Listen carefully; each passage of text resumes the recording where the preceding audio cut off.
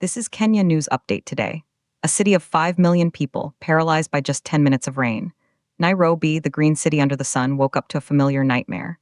Streets turned to rivers, sewers overflowed, and the daily scramble for survival began again. But here's the twist. This isn't a natural disaster. This is a man-made crisis, and the shocking divide it reveals will leave you speechless.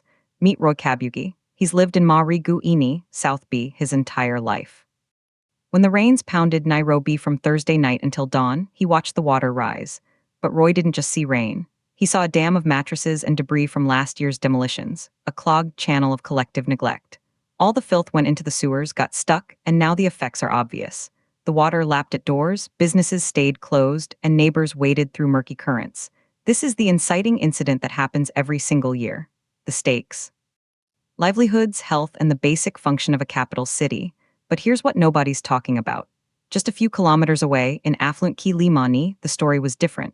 Residents who can afford handymen to clear their drains had fewer problems. Where resources exist, water finds a way out. Where they do not, it finds a way in. This is the stark economic divide, written in floodwater. And then, something shocking happened in South Sea. A burst sewer lifted Cabro paving blocks near Mombasa Road, creating a foul-smelling stream.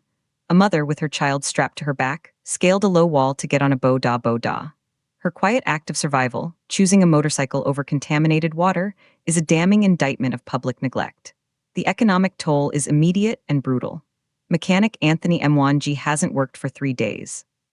I even tried to go live on social media to ask for help, but it seems they've failed us.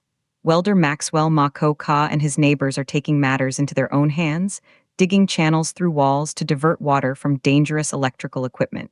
This is all our collective problem, he says, but here's the part that will blow your mind. County teams visited. They documented the damage. Yet reactive cleanup efforts often leave debris piled right next to the drains, ready to be swept back in with the next storm. On Jagu Road, blocked drainage turned sections into rivers, causing prolonged traffic jams for thousands of commuters. The cost of a reactive approach is measured in lost hours, lost income, and lost patience. The implications are massive. This isn't just about rain.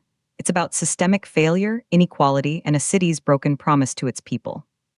Some say it's a lack of funding. Others point to poor planning and corruption. The controversy is clear. Why do small showers continue to wreak such havoc year after year?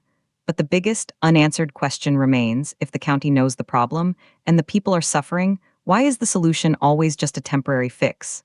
Do you think Nairobi's flooding is a failure of infrastructure or a failure of leadership? Drop your take in the comments. Subscribe to Kenya News Update today for more breaking news that impacts you.